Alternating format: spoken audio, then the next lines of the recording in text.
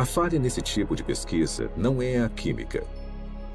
A falha é a lógica de que o controle experimental de um laboratório moderno estaria disponível na Terra primordial. Na verdade, as chances contra o RNA se formar sozinho são astronômicas.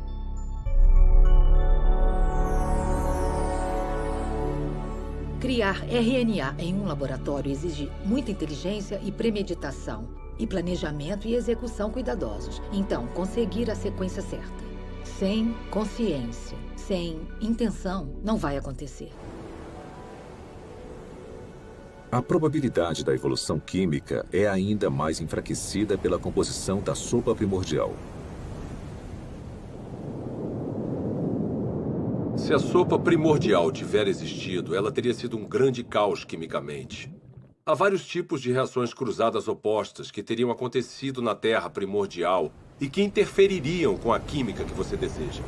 Ou seja, moléculas que não são utilizadas pelos seres vivos e que são prejudiciais aos seres vivos. As condições na Terra primordial eram hostis à vida, eram hostis à formação dos tipos de ligações necessárias para criar moléculas biológicas. E foi aí que surgiu um grande problema. Porque a água quebra as ligações que prendem as proteínas. A água quebra as ligações que prendem os ácidos nucleicos, como o DNA. A água quebra as ligações que prendem polissacarídeos, como o amido e celulose. Então, a origem da vida não pode ter acontecido na água.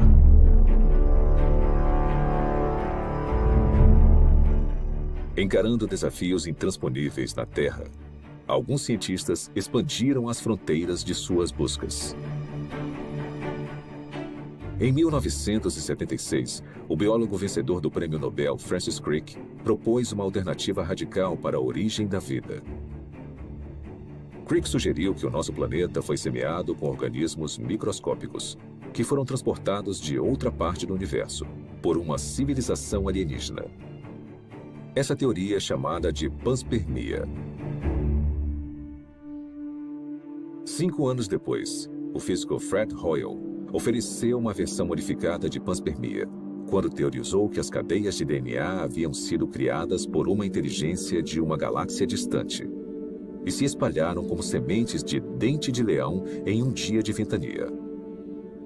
Parte desse material genético chegou na Terra. Outra versão da teoria, popularizada pela Rocha de Marte, um meteorito descoberto na Antártida, afirma que micróbios evoluíram em outro lugar da galáxia e vieram até a Terra, em cometas e asteroides. De alguma forma, podemos falar que a panspermia é um abandono da ciência, porque ela coloca o problema além da examinação. Se a ciência nos diz que a vida provavelmente não começou a existir por conta própria aqui na Terra, então deve ter vindo de outro lugar. Mesmo que pareça um filme de terror ruim dos anos 1950, veio do espaço sideral. Se eu não consigo explicar a vida no planeta Terra, porque, digamos, a atmosfera necessária é geologicamente implausível ou porque eu não consigo a quantidade suficiente de moléculas biologicamente relevantes, esses problemas vão existir em qualquer outro planeta onde postularmos que a vida se originou. Não podemos apagar esses problemas mudando de lugar para outra parte da galáxia. Resumindo, a panspermia não resolve o problema da origem da vida, só o joga para outro local. As falhas da panspermia levaram alguns pesquisadores a uma teoria que vai além da astronomia convencional: o multiverso. De acordo com essa hipótese, o nosso universo não é o único. Em vez disso, bilhões ou trilhões de universos foram gerados por um processo natural desconhecido. E conforme as oportunidades aumentaram exponencialmente, as chances impossíveis se tornaram prováveis. Até que, inevitavelmente, com o tempo, a combinação certa de matérias-primas, ambiente, leis da natureza e uma grande dose de sorte produziram as moléculas e máquinas biológicas necessárias para a primeira célula viva. Em outras palavras, em um vasto e teórico oceano de universos, alguém tinha que ganhar a loteria cósmica, e fomos nós.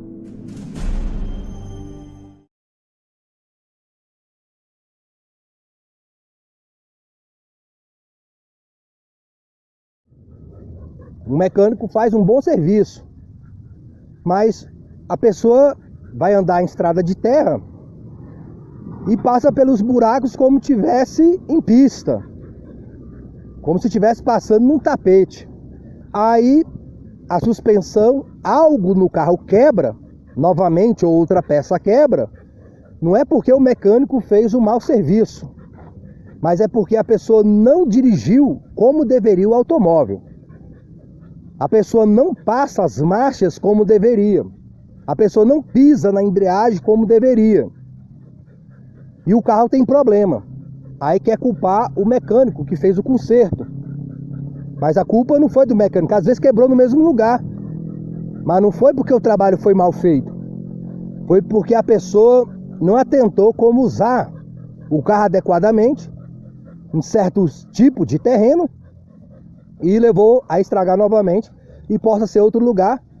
E tem gente que adere o mau funcionamento do carro, de equipamento, aderindo ao mecânico, que ele não foi profissional. Mas o problema é a pessoa que não está usando o equipamento como tal.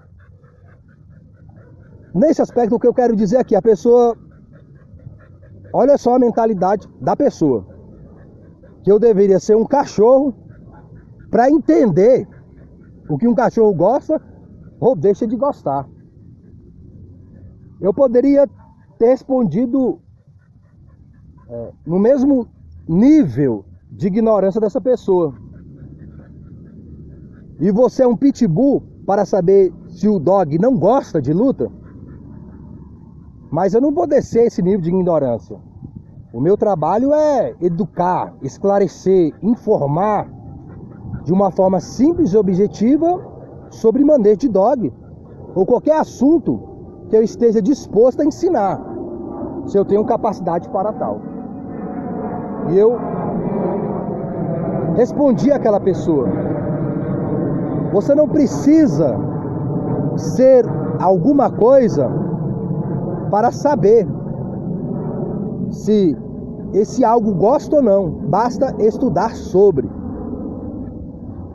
Mas pelo seu comentário, eu acredito que você não está preparada, né? No caso ali era a foto de uma mulher, para esse tipo de assunto. Pelo comentário da pessoa, eu percebi que a pessoa não estava preparada para conversar sobre o assunto. Você não precisa ser um cachorro para saber o que o cachorro gosta ou não. Basta estudar sobre adestramento.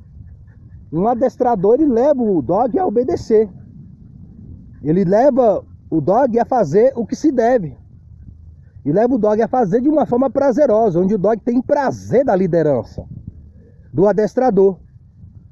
Como o adestrador chegou ao manejo, como o adestrador chegou ao conhecimento da psicologia canina? Sendo um cachorro? Não, estudando.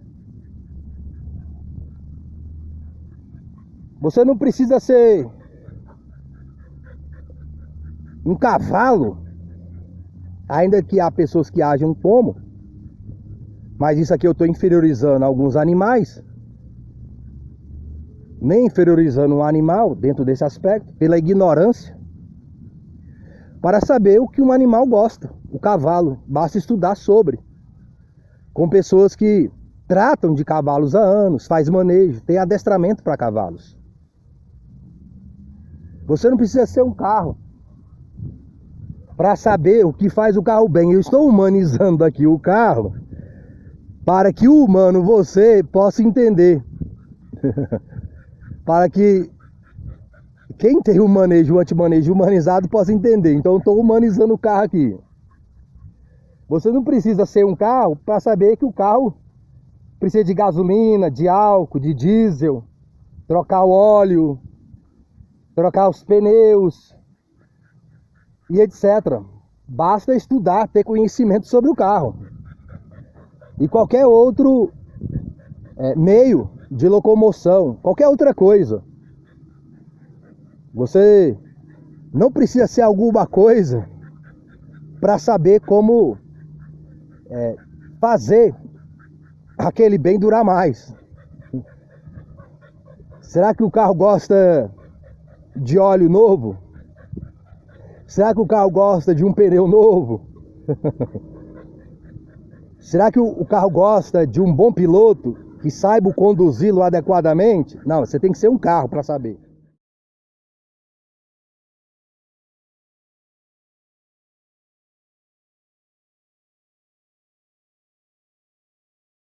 Fazer exercícios parece difícil para você, tente estar doente. Se comer bem parece difícil, tente se alimentar por uma sonha. Se caminhar 1 hora parece difícil, tente fazê-lo numa cadeira de rodas. Se depender de rotinas parece difícil para você, tente passar a sua vida dependendo de pílulas. Se dedicar 30 minutos ao treino parece difícil, tente passar meses numa cama de hospital. O que quer que você faça será difícil, então escolha bem as suas dificuldades. Tente passar toda a sua vida deixando de fazer coisas porque você está cansado. De repente, se um estilo de vida saudável parece difícil, tente passar toda a sua vida sem se sentir bem consigo mesmo. Portanto, cuide-se.